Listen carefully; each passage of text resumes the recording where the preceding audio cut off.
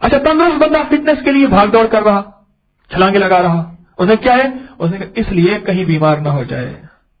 ایک ہے بیماری کے لیے ورزش کرنا, ایک ہے تندرستی کے لیے ورزش کرنا, فرق ہے نا.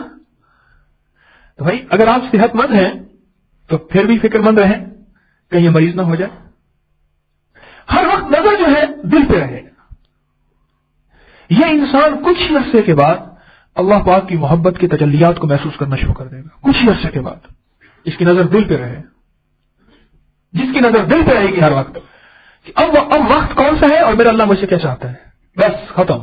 اس کی نظر دل پہ رہے گی. اب کس وقت کا حکم ہے, نماز کا, ذکر کا, تسبیح کا, اٹھنے کا, گناہ چھوڑنے کا, نیکی کرنے کا, حقوق ادا کرنے کا.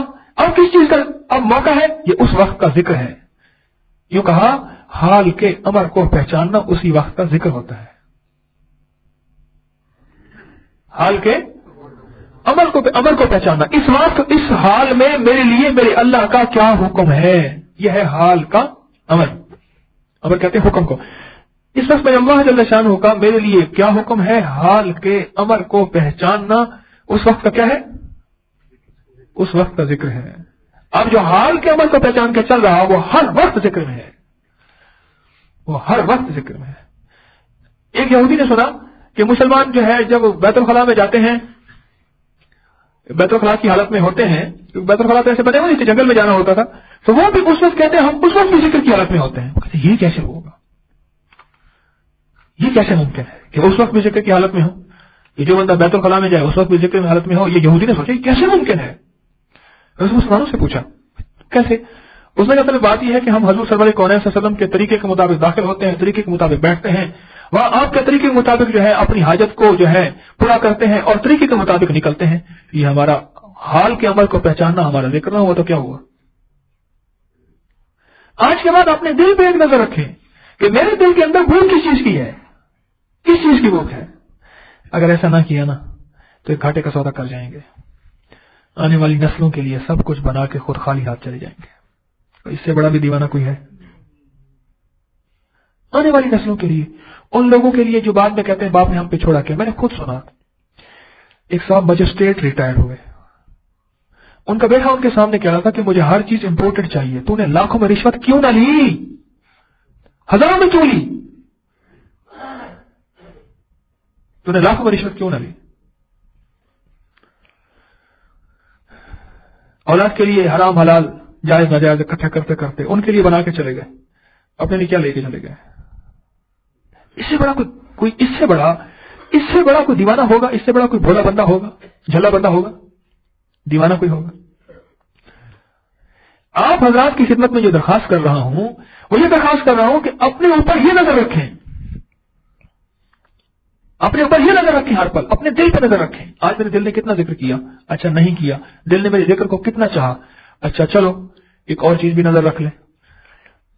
وہ کیا نظر رکھیں کہ جسم جو ہے وہ ٹھیک ٹھاک جا رہا, کسی نے جسم کے اوپر ایک چھڑی مار دی, ناگواری محسوس ہوئی یا نہ ہوئی. جس طرح جسم کے اوپر چھڑی لگی, پتھر لگا, ٹھوکر لگی, ناگواری محسوس ہوئی, اسی طرح دل کے اوپر اگر کوئی گناہ کی چھڑی لگی, کوئی گناہ کا پتھر لگا, کوئی نافرمانی کی چھڑی لگی, اس نے بھی ناگواری محسوس کی, اگر کی تو زندہ ہے. آج ایک صاحب نے مجھے خط دیا, ہمارے دوست یہاں بیٹھے ہوئے, مجھے خط دیا, لکھ کے لائے, کہنے لگے میں بس اپنی زبان سے ادا نہیں کر سکتا. یہ بعض اوقات میرے ذکر میں, میری تسبیح میں وہ دھیان ہوتا نہیں, وہ اللہ کی تعلق ہوتا نہیں, وہ اللہ کی یاد ہوتی نہیں, وہ ذکر کے اندر خلوص, وہ چیز جو میں چاہتا ہوں وہ نہیں ہوتی, تو اس لیے پریشان ہوتا ہوں. میں کیا کروں. پھر کہنے لگے کہ مجھے جو ہے وہ پتہ نہیں, کہنے لگے کوئی سر درد تھا تو میں نے آپ کو سر درد کا عرض کیا, میں سر درد ٹھیک ہو گیا. پھر مجھے داڑھ کا درد تھا, آپ چلے گئے تو خانقاہ میں لنگر کے لیے پانی تقسیم کر رہے تھے, میں نے کہا اللہ کے ذکر والا پانی ہے, اللہ کی یاد والا ہے, پی لیا. کہنے لگا آج 2 مہینے ہوئے پھر داڑھ کا درد نہیں ہوا. میں نے ایک بات ان سے عرض کی, میں نے کہا یہ جو آپ کہہ رہے ہیں نا کہ میرا دل اعمال کو, ذکر کو نہیں چاہ رہا, کرتا بھی ہوں, دل مطمئن نہیں ہے, میں نے کہا ایمان کی نشانی ہے, اس کو پکا رکھنا. ایمان کی نشانی ہے, یہ ہے بین الخوف. یہ مومن جو ہے وہ خوف اور امید کے درمیان رہتا ہے. خوف اتنا کہ ساری کی ساری دنیا, سارا کا سارا عالم اگر جنت میں جائے گا اور اعلان ہو کہ ایک بندہ جہنم میں جائے گا تو وہ میں ہی ہوں گا. کہ میرا کیا بنے گا، میرا کیا بنے گا. یہ ہے خوف، یہ ہے خوف. اور امید یہ ہے کہ اگر کسی کے بارے میں کہہ دیا جائے کہ بخشش نہیں ہوگی اور ایک بندے کی بخشش ہوگی، انشاءاللہ میں ہوں گا. میں نے اسے عرض کیا ایمان کی علامت ہے، یہ ایمان کی علامت ہے. آپ کے دل کے اندر جو احساس ہے نا، یہ جو احساس کی دنیا زندہ ہے نا. آج ایک بات یاد رکھیے گا، احساس کی اگر موت نہیں ہے نا، اگر ہمارے اندر احساس کی موت نہیں ہوئی تو ہم مومن ہیں. اگر احساس کی موت نہیں ہوئی، میں نماز نہیں پڑھ رہا، فلاں نماز مجھ سے چھوٹ گئی، یا نماز کی تکبیر اولا چھوٹ گئی، اس کی اتنی رکعت مجھ سے چھوٹ گئی، تلاوت آج تھوڑی ہوئی، ذکر تھوڑا ہوا، فلاں خطا ہو گئی، چھوٹی تھی کیوں ہوئی. یہ جو اندر اندر کوئی احساس کھائے جا رہا نا، بس اسی احساس کا نام ایمان ہے. اور اس احساس والے کے لیے جنت بنی ہوئی ہے. جنت احساس والے کے لیے ہے. کیوں؟ میرا اللہ کہتا ہے، سنو میرا اللہ کہتے ہیں، میرا رب فرماتا ہے کہ بھائی بندے، اگر تو میرے پاس نیکیاں نہیں، میں نہیں چاہتا کچھ ساری نیکیاں لے کے آ، ہاں اگر تیری نیکیوں کا ترازو جھک گیا. یہ جو احساس ہے نا انسان کو، جو میں ان سے عرض کیا، جو آپ کے اندر احساس ہے، یہ احساس ترقی کا نام ہے. اگر احساس کی موت ہو جائے نا تو یہ بڑا گھاٹا ہے. احساس کی موت ہو گئی، یہ بڑا نقصان ہے. احساس کی موت ہو گئی. اس لیے آپ کی خدمت میں درخواست کروں گا، آج کے بعد سارا دن اپنے دل پہ نظر رکھیں کہ دنیا کے مشغلوں میں ہم باخدا رہے. بس ساری مشغلیں اختیار کریں، جتنی بھی جائز مشغلیں ہیں، حلال مشغلیں ہیں، اور سارے اختیار کریں. رزق کے لیے خوب کوشش کریں. میرا مطلب آپ کو ملنگ بنانا نہیں ہے. اللہ جل شانہ نے آپ کو رزق کے جو بھی ذرائع دیے ہیں، جائز ذرائع، ان پہ بھرپور محنت کریں اور بھرپور کوشش کریں.